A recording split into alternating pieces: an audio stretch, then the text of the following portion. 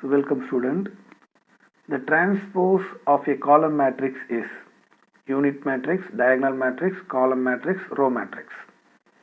என்ன கேட்டிருக்காங்க, ஒரு நிரல் அணியின் நிறை நிரல் மாற்று அணி என்னன்னு கேட்குறாங்க.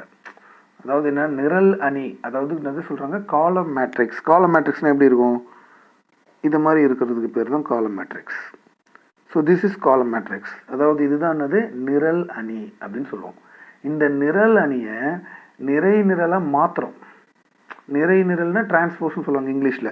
அப்போ இதுக்கு டிரான்ஸ்போஸ் மாற்றுறோம். அப்படி மாற்றும் போது என்னவா மாறும், இது இந்த ரோவெல்லாம் காலமாக மாறும். அப்போ இது வந்து ஏபிசின்னு மாறிடும். அப்போது ஒரு காலம் மேட்ரிக்ஸோட டிரான்ஸ்போஸ் ரோ மேட்ரிக்ஸ். ஸோ அப்போனா ஆப்ஷன் என்னது, 4 தான். ஆப்ஷன் 4 தான் ஆன்சர்.